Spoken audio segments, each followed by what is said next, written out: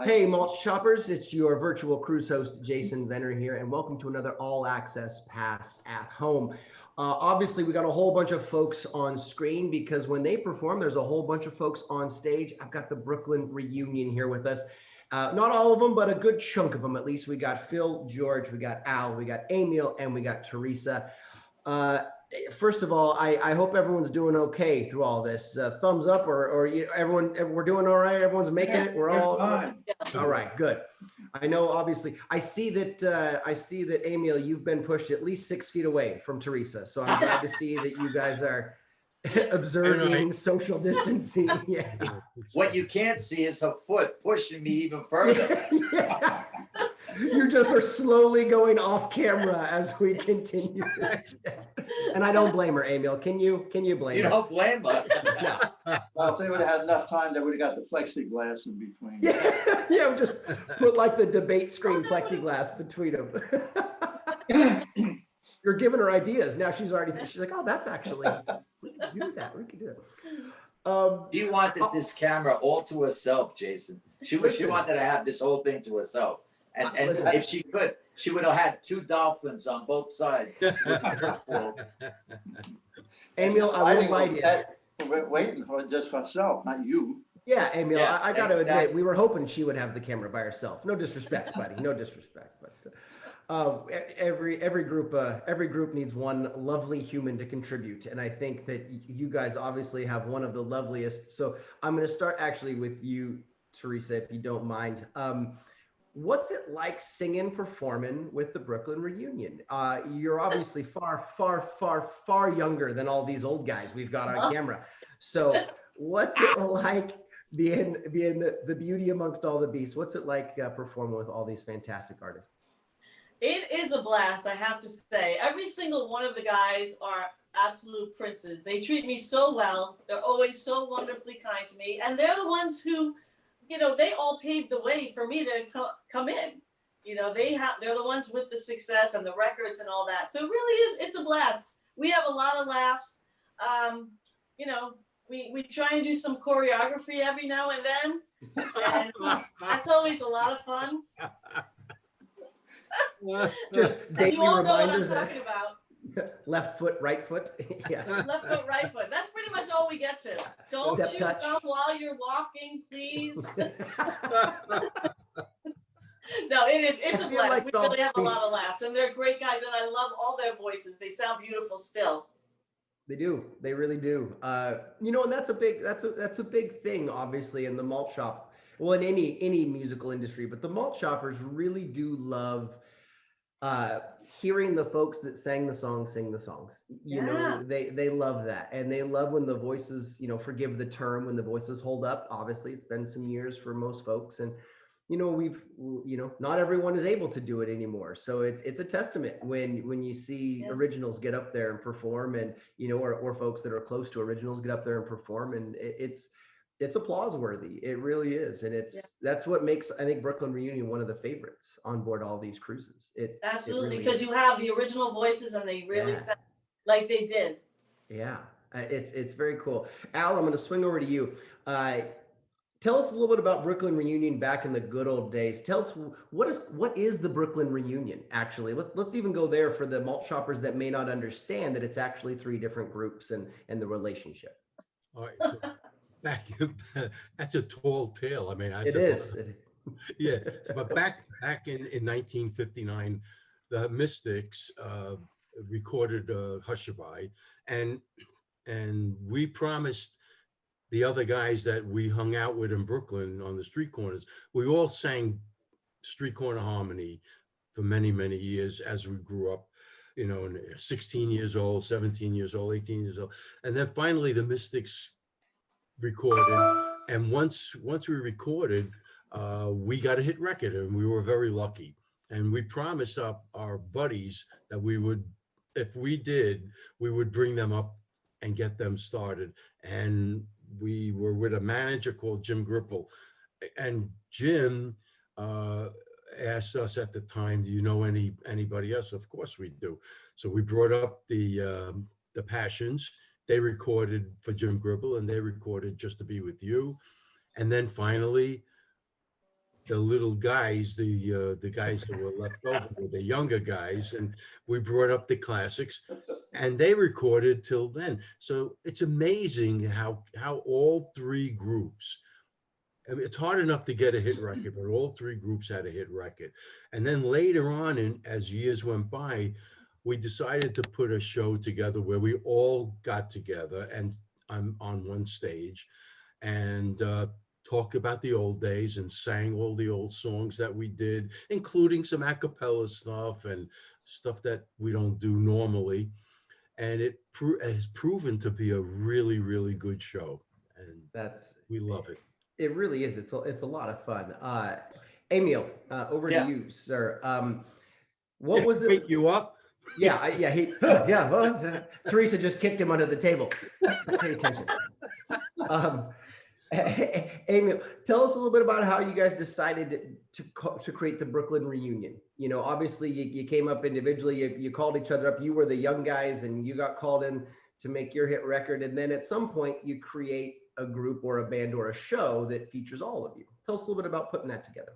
Well, yeah, the best way to explain that, I think, is that individually, the Mystics were working, you know, with their group. The Passions were working with theirs, and of course, the Classics were working with our own group. And then we got a call. I think that my first recollection is that we got a call from Joe Contorno that did the Radio City show, right, Al? Yeah, that's correct. Yeah. Yeah.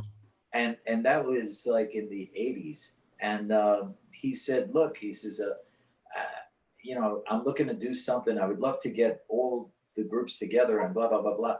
Then Al says, well, why don't we put all three together on stage at Radio City and, you know, see how that's received. Well, needless to say, it was quite an experience because Radio City holds about 6,000 people. And if you could see 6,000 people standing, you know, for a show that we're doing, it was quite an experience. And then from that point on, you know, we had sat down with six of the original guys. It was Phil, Albie, I think it was Louis, Albie, the other Albie, myself, and Al. And then George came on later. But George was always a Mystic, of course. But anyway, it was, we had a meeting and we said, why don't we do this, you know, as an alternative to our own individual performances? And then we went out and we started doing these shows. And the truth, and they can verify this, that we had been doing it for so many, we couldn't do it fast enough. One year we did 23 or 4 shows as the Brooklyn reunion. And there was not one show that we did that didn't get received with tremendous response. So we said, well, let's make this a steady thing. And it worked out really good. And then people started following not only the individual groups, but also the Brooklyn reunion. Yeah.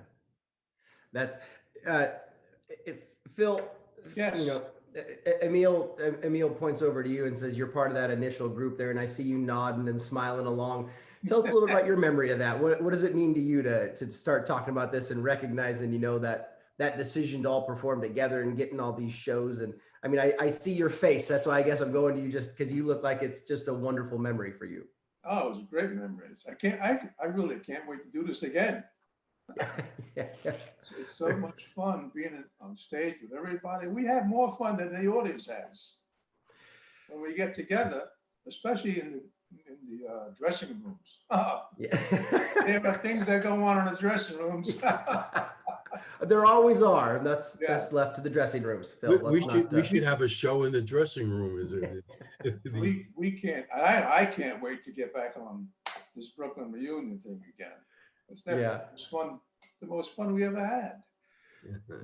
George, it sounds like a good time, and it sounds like they're enjoying themselves back in the dressing room. I'd ask you what's going on back there, but we don't need to know or want to know. I don't think the malt shoppers need to know exactly what's happening. I can tell by Teresa's face that the malt shoppers don't need to know what's happening back there in the boys' dressing room.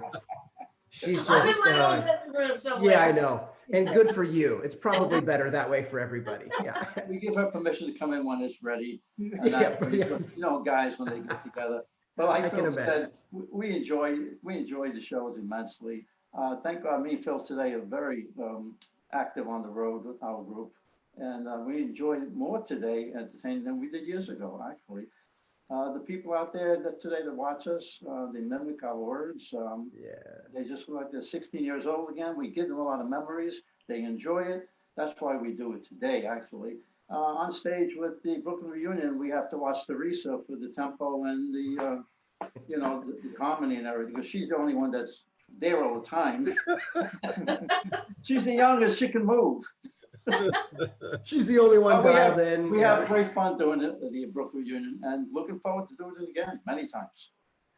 You know, obviously it's sad that we don't get to be on Malt Shop 2020. I know that that's, I mean, losing any date hurt. Actually, I'll ask you, losing any date hurts. How many dates have you guys, when's the last time you guys performed? Let's start there simply. When's the last time you were all on stage About together? 8 months ago, 7 months. Yeah. 7, 8 months ago.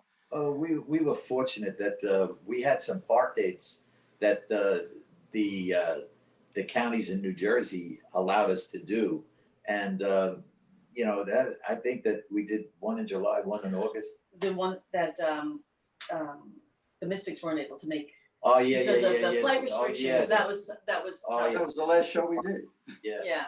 Yeah, but we did a few. Not, I mean, we postponed quite. They postponed quite a few jobs for all of us. But you know, it was something that the entire country was going through. So as sad as we are that we weren't able to do it, the good thing is that we look forward to doing it next year because they haven't been canceled. They've just been postponed. Postponed. Yep. So we can do it again. Mhm. How many, did you guys have a busy summer planned individually or as a Yeah. group? I mean, was it a big summer?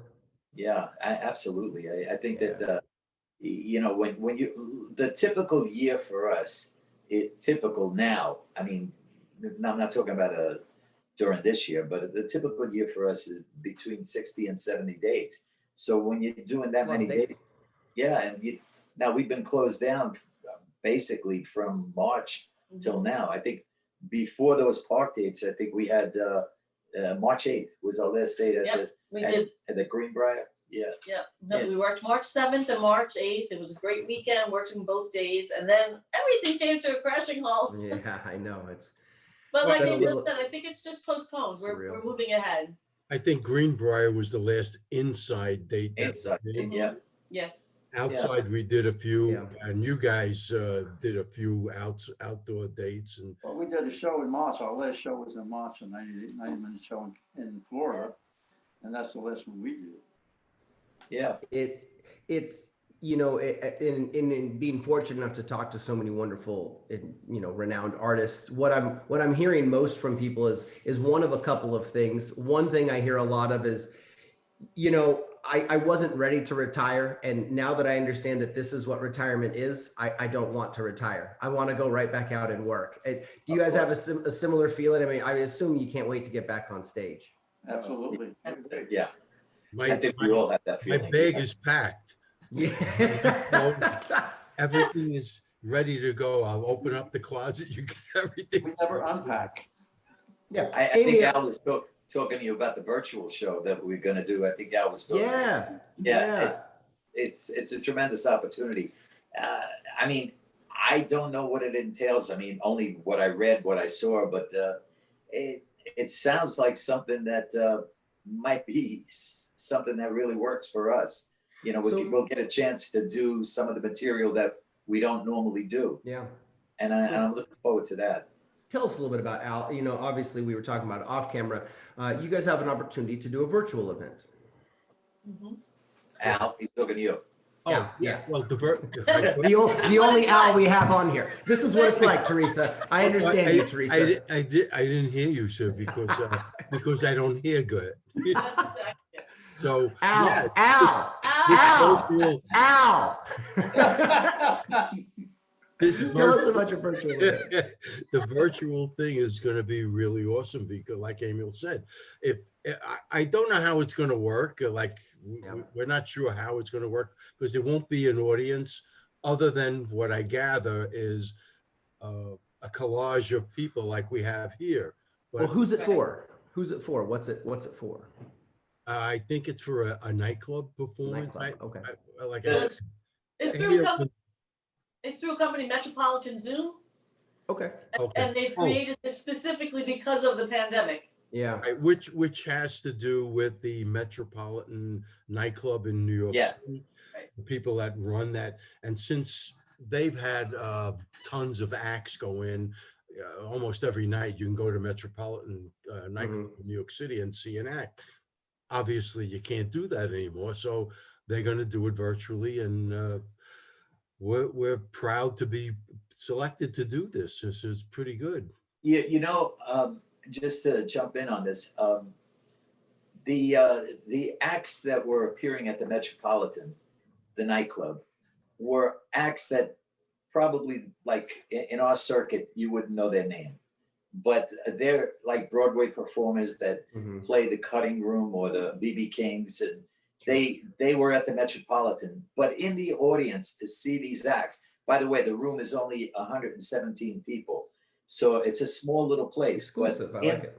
yeah, in that audience, it was Bon Jovi, Dionne Warwick, Billy Joel. That's who comes to see these shows, you know, in the Metropolitan. So what had happened was the president of the company came to our show at Westbury, and he saw us there, and he said to an agent, he said, "How do I get in touch with them?" So the guy told him, he said, "I'll call him." He said, "Okay." So this guy, Ted Fast, called me up and he said, "Look, I don't know if you understand what virtual is." I said, "No, I really don't." He said, let me tell you. And then he says, "I'll set up a meeting with this guy, Bernie, that's the president." He says, "And just see what you get out of it." And the bottom line was that he laid it out pretty well for us. He said, "Look, I saw you at Westbury." He said, "And you're not really a doo-wop group." He says, you're a group that does oldies, but you do other things too that I think would interest our people." So he says, "Why don't we do something?" And then he laid out the plans. The shoot is scheduled for December 5th, I think it is. So Very cool.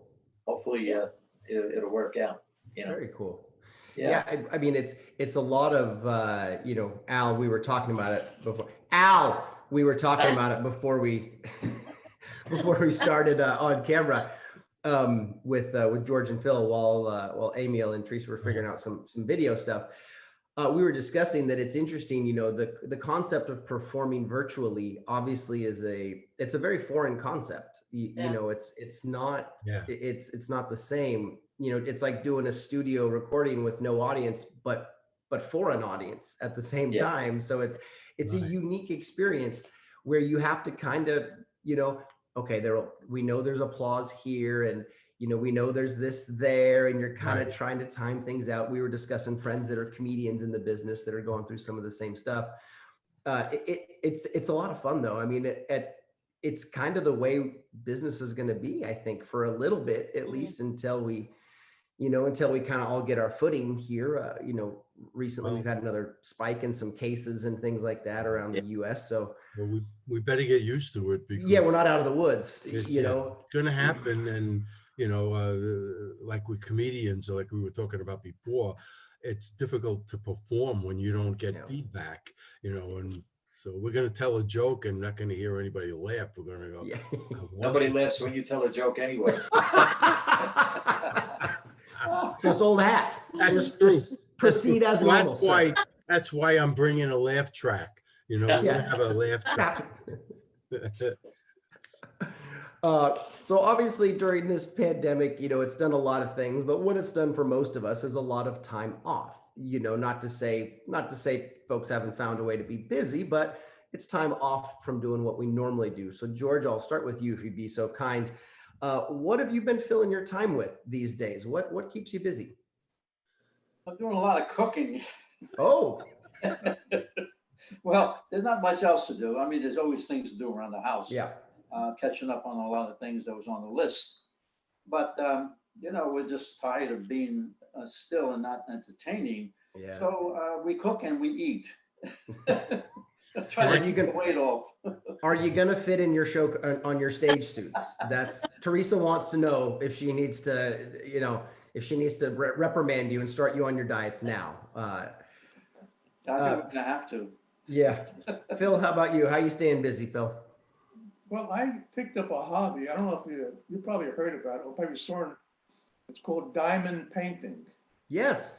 Well, that's one of my hobbies right now. So I'm doing a lot of things with that. Nice. Explain that to folks that don't know what that is. I didn't. There's thousands of little beads, little beads, and they call them diamond I beads. just recently finished a picture of the group. I did too. And It was amazing. And it was 50,000 little pieces. It took quite a while to do it. So that Thank takes some goodness of you our have time quite a up. while. Yeah, it takes some of our time up at night. Yeah. There's so much truth to that. Al, what about you? What are you doing to fill your time? I've been promoting my book. Oh, So I wrote well, all you guys know, but yeah. I had written a book about a year and a half ago about Hushabye and the Mystics and how we all started. And also it's including the classics and the passions because we all grew up together. So the book is all about that. And it's the problems we had and the good times we had and the whole thing. So I've been trying to spend some time promoting the book, and it's on Amazon. You doing a sequel? Huh? Are you doing a sequel? I'm writing another book, but it's not a music book. It's something. War and Peace. It's right. It's about diamond painting. The Bible. And how much time it takes. Yeah. Yeah, I think- it's but it occupies my time. It does a few other things, and I still do some consulting work on the side. I am an engineer, and I do consulting work for hospitals and stuff like that. So it keeps me busy. I Phil, what were you gonna say? I think that this book can be a very good movie. I would love to see a movie. A reality show. Funny you said that because I am in conversation with some people from Hollywood about it, and I hate to jinx myself, but I had some really good conversations recently, and what they want to do is they want to make it into like a Netflix series kind of thing, because it's obviously has lots of people and lots of characters and It's one hell of a story. Yeah, it's a heck of a story, and Phil, you're the whole story. You are. Phil is the story. The book is called Hushabye, correct? Is that Hushabye, the Mystics, the Music, and the Mob. nice? And I just Show it. happen to have. I just happen to have it. Even though, does it come out backwards? No, it's good. It's good. Why is it backwards on my screen? I don't know. Well, you're backwards, but You're the book is but the book is correct. Yeah, there we go. There it is. There. And people can get that on Amazon. They can get it on Amazon. It's on audible.com. I did the audio version, and I did it myself. So I didn't want to pay anybody to. I understand. Yeah, and not until it makes its big Hollywood debut. Very cool. Very cool, Al. Thank you for sharing that. And we'll go down to Emil. Emil, how are you keeping busy during all this? Well, first of all, I don't know if Al divulged who's going to play him in the movie, but they're negotiating with Pee Wee Herman. They wanted a dead ringer, obviously. They wanted someone who really fits the part. Yeah. No, I'll tell you, in this off time, I'm into painting, so like what I did was paint the living room, paint the paint the hallway, paint the outside. Now, I try to stay active. I bowl, I golf, and I love to listen to music and watch videos of a lot of the performers that are out there. And I'm forever calling the queen over here to just, hey, did you watch this? Did you see this? Look at this video. And then, get ideas that we could use in our show, And I saw some good things by the Mystics. I really did. They did some really nice stuff. fellas. Very cool. Very cool. Nice little shout out. And Teresa, what have you been doing to stay busy? Yeah, during this I want to hear. Yeah, so I've learned how to ignore phone calls Very nice. Very nice. pretty well. And no, really, my garden is looking fabulous because I spent a lot of time outside gardening, and I've been working on my piano skills, trying to just. I don't read music so much as I play by ear, so I've been just like kind of picking apart songs and just learning them that way. So it's given me a great amount of time to do that, which I love. I really do. I like the challenge of trying to figure out certain songs. Are there specific songs you're working on right now? Well, I'll tell you what I just mastered. I just mastered Till Then to play as like, not as an accompanist, but more just to play like the whole song, the melody and all that kind of stuff. So, but every time I try and play for someone, I'll hit like one wrong note, so it really annoys me. So I have some work to do on that. Yeah, music that's not even specifically in this genre, you know, kind of all different types of music. Sure. Yeah.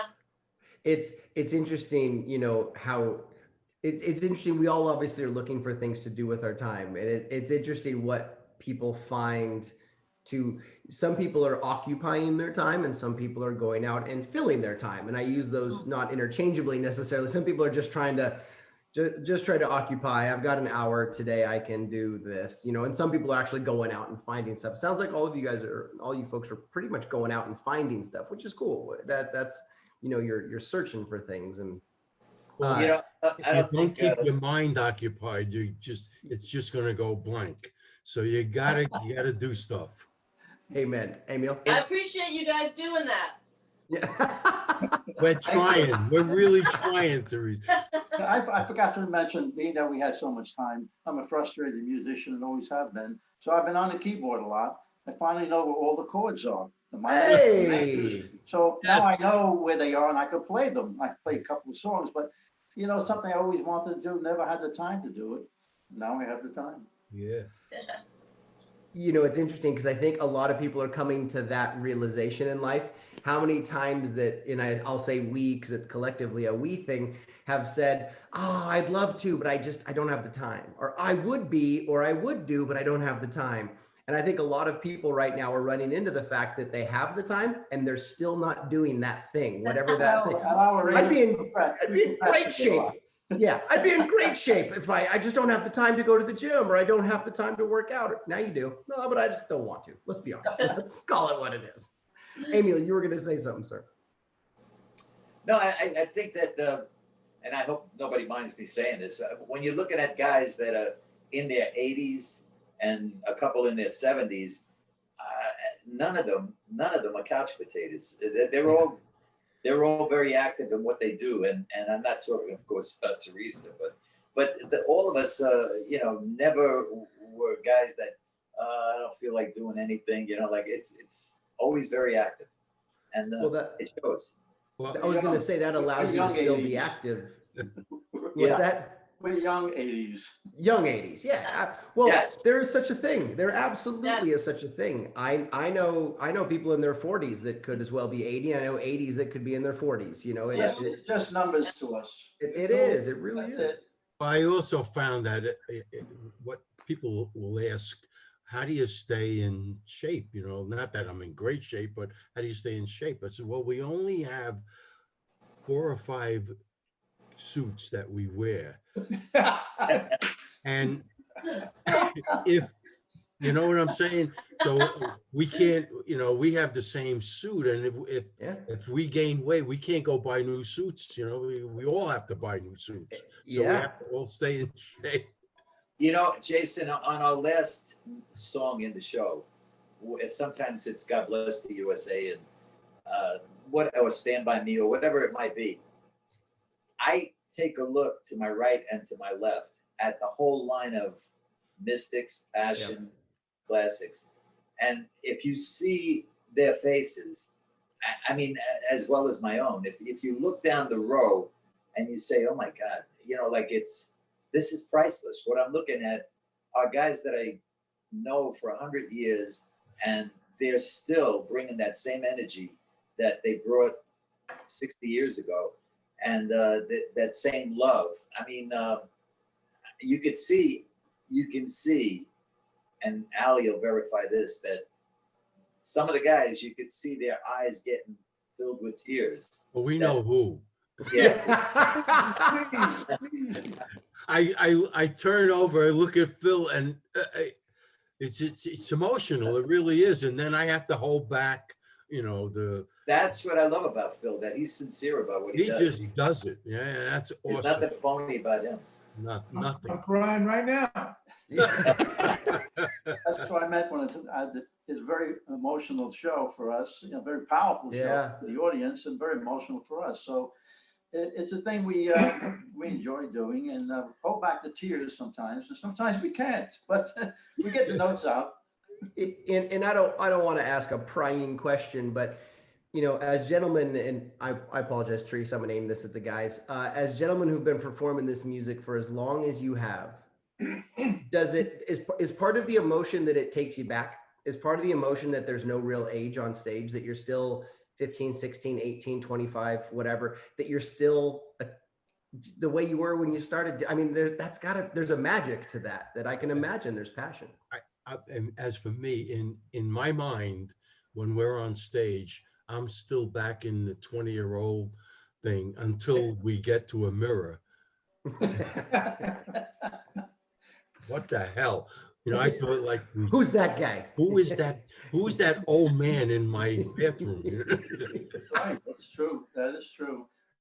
And people come up to us and say, "You guys can't be that old. You don't sound that old. You're too energetic." Because we come up with people our age, and they look much older. Yeah. They act much older. Phil, as the guy that they're all pointing to as the emotional one right now, what is it that goes through your head there that especially near the end? I mean, speaking of those moments when you guys are near the end of your show, what is it that's hitting you in that moment, if you don't mind me asking? I'm thinking about when I was young. Yeah. That's what brings it on. Of all the memories when we started. Sure. A lot of memories. A lot of memories. What's interesting too, and Teresa, actually, you know, this is definitely something I can aim kind of your way. I know, speaking as an audience member, and not to say you're an audience member, but as someone watching this show and speaking to you as someone that's also there, but gets to look down and kind of watch in your own right, we see you as the music was too. I don't think people look at the stage and see an 80-year-old singing someone else's songs. We see you singing your songs the way you sang your songs. We see you the way we saw you on album covers and record covers and this, that, and the next thing. Am I off on that, or is it? I'd like to get the glasses that you're wearing. Teresa, what do you No, see? I up there? think music is just that magical that it transports True. people back to the time when they first heard the Yeah. song, or you know, when they heard it over and over again when they were growing up. I always say this, I think our audiences listen with kind ears, and I mean that in a very good way, because it does bring them back. They see the guys up there who recorded these songs, and they're hearing it like they always heard it. Yeah. Yeah, I You think know, it brings them back. one of the great moments that I saw an entertainer have was we had Kenny Rogers on our country cruise near the end for Kenny. It was near the end. He was just about done touring, and he's still Kenny Rogers. He didn't sound the same because he had some issues at that point. And he was, you know, again, I don't mean to speak ill, but he was he was starting to go downhill vocally, but we had him anyway because he's Kenny Rogers. You don't Right. not have Kenny Rogers, right? And the moment was beautiful, and you guys will appreciate this. He walks on stage and he sang his first song or two, and you know, and everyone's just in it. But he turned to the audience after, I think, his second song, and he said, "You know, do me a favor, by round of applause, how many of you remember me singing these songs back in 19 such and such?" And everyone screams. And he goes, "Well, do me a favor tonight. Everybody, as I sing these songs, remember me singing these songs back in 19." And it was that moment that the audience just went, "Oh," and he could have done nothing wrong. There was no matter what happened, everybody was just, and it was such a powerful moment as an entertainer and as an audience. You saw a really clean connection to your point that music is magical. And I saw Kenny Rogers, who wasn't quite the same, and I almost feel awful saying that out loud, but he's still Kenny Rogers. He's still Kenny Rogers, and the audience had Kenny Rogers in that moment. Yes. We still have that. We still have that today. There's a lot of people that can't do what they did years ago, but they can Sure. relate to this song as Yeah. it was when they heard it then, not now, and they Yeah. appreciate that. It's wonderful. It really is. It's I mean, and again, I use a horrible phrase towards you guys, but you're a legacy. You know what I mean? And I don't mean to take away from what you are right now. You're still amazingly talented, and you're part of our crews, and you're part of all of these tours and whatnots for a reason. So I don't mean to take away from your talent, but you really are rock and roll and music legacy. Your vocal groups and all of that you helped create for the groups that came after you. So to see the originals get up there and do it, to see the groups that have been there for some 30, 40, 50 years, it's just, and more in some cases, it's really a beautiful thing. And I think Malt Shop really exemplifies that in so many ways, because all the artists, right? I mean, all the artists are in the same relative age range. Sorry, Teresa, relative age range there. And, the audience is a part of that because they're there too. I mean, the audience is 16 again. It's everybody is. We love, because we talk about it after the fact, but we love when we see these people that come on the Malt Shop cruise and they're going, I remember you when such and such, and I remember you when it's just great. And then we meet people. I mean, last time we were on the cruise, I think we met people that I haven't seen, that I really knew, that grew up with, haven't seen them in 50 years. And they introduce themselves if they have to, because I don't recognize them anymore. But it's amazing. Yeah, it's amazing. I love it. I think what brings such authenticity to the Brooklyn reunion, is that you have so many original members, and you feel that connection between all of the groups, because they really did grow up together and they know each other. And me, standing on the side here, just watching it all happen, is really amazing, because I know the audience can sense exactly what is truly happening between them, is that they're reliving their youth just as much as the audience is. True. And not to brag, but the three groups that we're talking about, when we do a show today, I think we sound just exactly where we did 60 years ago. And people have come up and said that to us. You do. No, you do. You guys, you sound, it's actually very interesting. So Star Vista Live, who created and runs the Malt Shop cruise, they run between 6 and 8 different cruises a year, all different musical genres, from 50s, 60s to traditionals, or to a 60s flower power, to a 70s, to, and on down the chain, some different directions. There are more, and I say this within reason, there are almost more original members and original groups and original artists in the 50s, 60s cruise than there are in many of the other cruises. There's something to be said for the way you guys took care of yourselves, the way you guys maintained your voices, the way you guys, took care of each other, the way you maybe partied and played, but not as hard as some other, generations did. And, there's as much as it pains me to say that, obviously, we've lost some wonderful Malt Shop era artists, there's still a lot. And I won't lie, it's tremendous. It kind of baffles me, and it's tremendous to see, so many artists that still get up there and sound fantastic at, Emil, as you said, 70s, 80 years old, getting up there and still blowing people away. It's pretty cool. It's got to be cool. I mean, it's got to feel good. Well, not many groups have originals today. Too many left.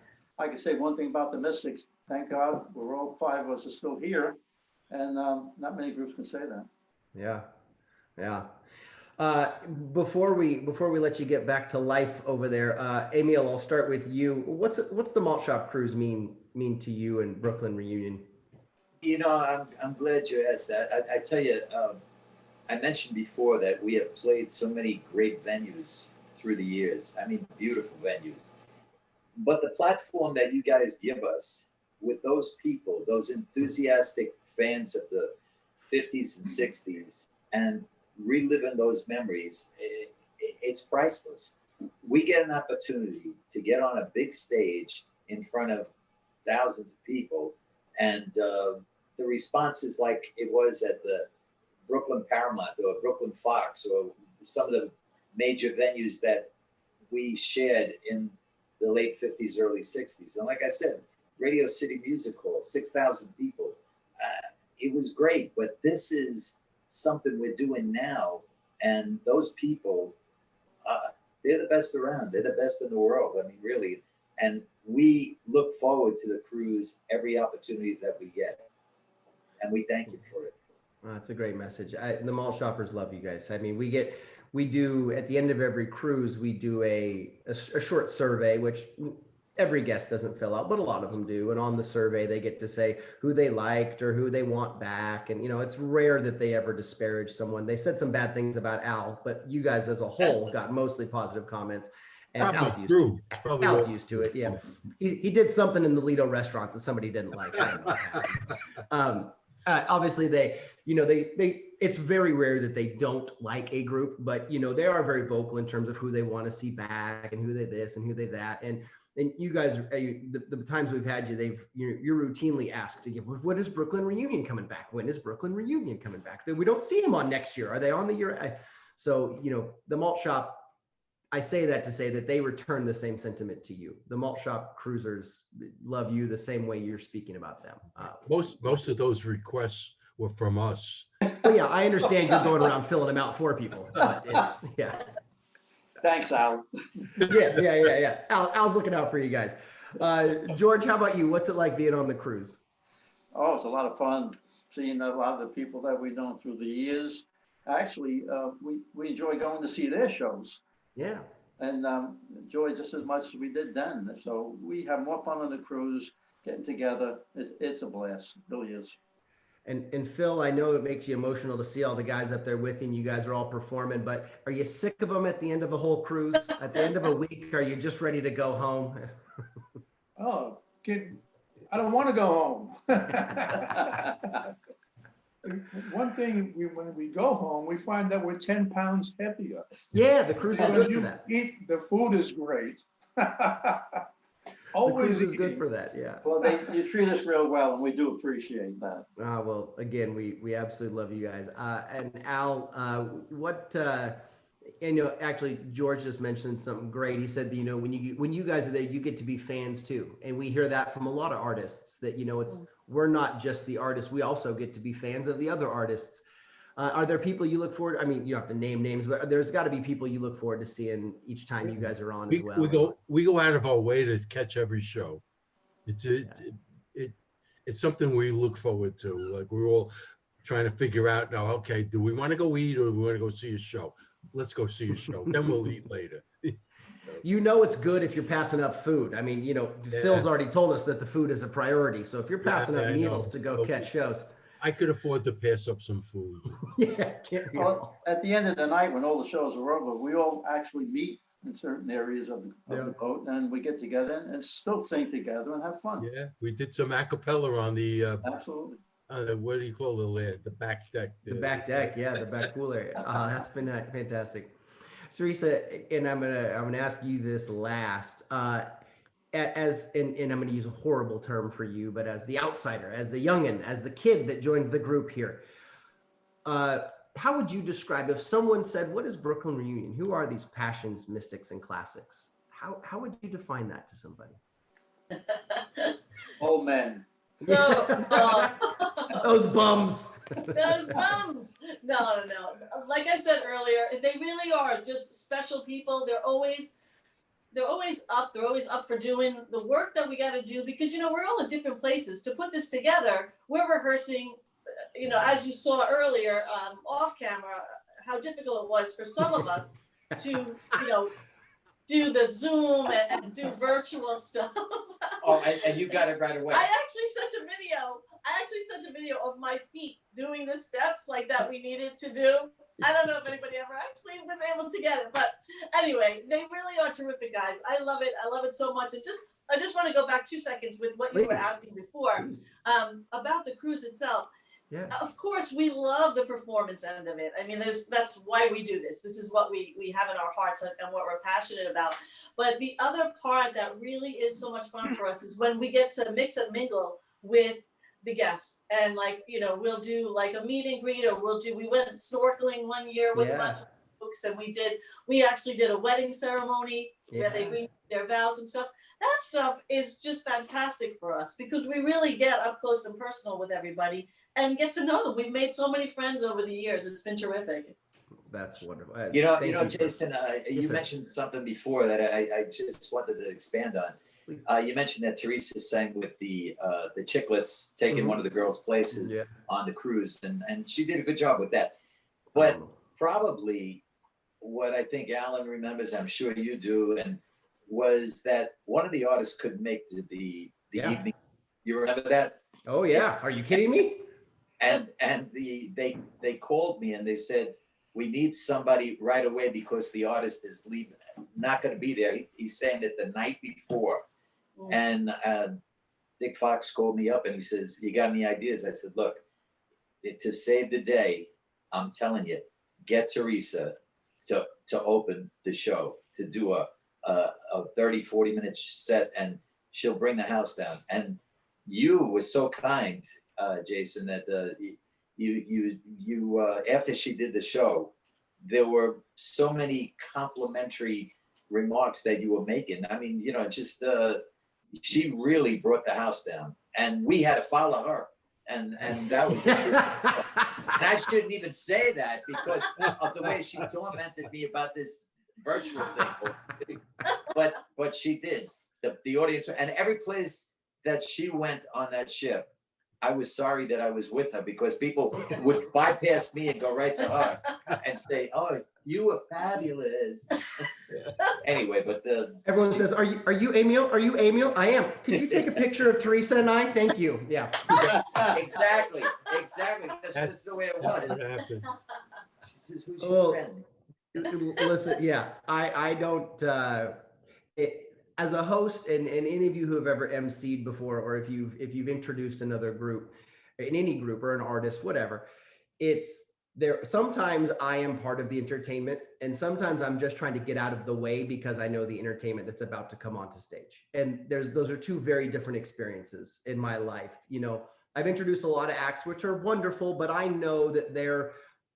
And I'm not talking about big artists. They could be smaller artists. I'm talking about small rooms all over the world. I'm not saying Malt Shop Cruise. Please understand that. I've introduced a lot of acts. Let's just say that. And sometimes I know I have to be, I'm going to do 15 minutes up front and I'm going to be funny and I'm going to be this or I'm going to be that or I'm going to do whatever it is because I know that the act is good, but I've got to bring something up front to help create a moment. And then there are times when I'm just trying to get out of the way. I almost feel embarrassed that I have to go on stage to say any words because I just want to get Brooklyn Reunion out there. I just want to get Chubby Checker on stage. I just want to get, because the sooner you're there, the better we all are. And Teresa was no exception, absolutely no exception. I knew when we had the conversation how great this was going to be. And it's interesting how strong, and I use that word unfairly, you have such a strong following, Teresa. You have such a wonderful Malt Shop following. Those guests love you to death. They love you to death. And so I knew from the success and popularity of Brooklyn Reunion, how much they already loved you from being part of this group of guys, that we had no qualms about putting you up there to do your show. It's not like we were going, gosh, I hope she's good. It's not like it was one of those. You were another show where I was just trying to get out of the way. I was just like, well, sooner we get her up there than ta-da. But I remember your introduction and it was wonderful. I do remember that because that is so important. A great introduction really boosts the act.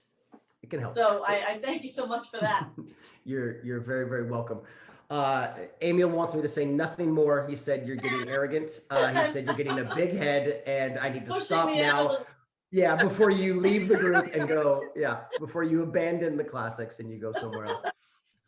Gentlemen, as we get ready to go here, Al, I'll start with you. Any message for the fans of Brooklyn Reunion and the Malt Shop Memories fans? I can't wait to see you guys. It's too long and we're going to relive more memories that are going to be fantastic. So book your cruise. Amen. 2021. It's time to do it. It's time to get out and live again. Teresa? Oh, same thing, same message. I cannot wait to see everyone. And we are just going to have the best time. We have a lot of things to make up for when we get together again, we are gonna party like no end. Kick him under the table right now. He deserves it. He deserves a kick right now. George. Well, same here. We're looking so forward to doing the show. Can't wait till we're released from this agony that we've been in, and be able to get on another cruise as soon as possible. And it's so nice to be on boat where people recognize you. Actually, they know you from the show. No matter where you go on the boat, they say hello, and you guys are great, and it's just a nice feeling. And Phil? I think it's going to be the best Brooklyn reunion show when it goes. Yeah. You know, that's kind of the one thing we've heard the most is exactly what you're saying, Phil. Every artist that I've spoken to is going to bring a lot to the Malt Shop Cruise. And if every artist and every group is looking at the Malt Shop Cruise as oh no, we're going to bring everything. We cannot wait. The fact that we had to miss one, or it's been 2 or 3 years for some artists, like, oh no, I have no doubt that Malt Shop 21 is going to be an absolutely epic and memorable experience. So, Emil, I'll end with you. Any message for the fans of Malt Shop and Brooklyn Reunion? Yeah, absolutely. I really believe that I just have to echo what Phil and George said, Ali said, and the princess said, that it's going to be beautiful. We can't wait to see it. I echo that, but also I really wanted to add that, especially what we've all experienced this year, we have so much built up inside of us that we want to share with the people, and so much that we want to bring out of us and share with them as far as like enjoyment and fun. And because during this time, you learn to appreciate what you had, and what we had was this great thing, this great vehicle. And you guys at the Malt Shop Cruises certainly have given us an opportunity to share it with those wonderful people, and we look forward to it. And I hope it's a prosperous year for everybody. God bless everybody, really, and we hope to see you next November. Looking forward to it. Amen to all of that. I can't thank you all enough, all 5 of you, Teresa, Emil, Phil, George, Al. You guys are world class. I appreciate you taking the time to chat with me and to our Malt Shop Memories guests. It means everything. So thank you so much. And I wish all of you, of course, success and health, and an opportunity to get back on stage sooner rather than later. And Teresa, since you're the only one who can drive at night, good luck. I don't know what else to tell you. I hope you get the guys where they need to be when they need to be there with their medication. And their choreography. I don't know. Good luck. Just good luck. You've got a yeah, it sounds like it. To all our Malt Shop Memories fans, guests out there, Malt Shop Memories cruise fans out there, thank you so much for tuning in. If you're a fan from another cruise, hope you got a chance to get to know an absolutely legendary and world-class set of groups here, otherwise known as the Brooklyn Reunion, the Mystics, the Passions, and the Classics. Thank you very much to everyone for watching. Be healthy, be smart, be safe, treat each other with kindness and compassion. As always, can't wait to see you soon on the next Malt Shop Cruise, if not the next interview. Be well, everybody. See you soon. Thanks, Jason.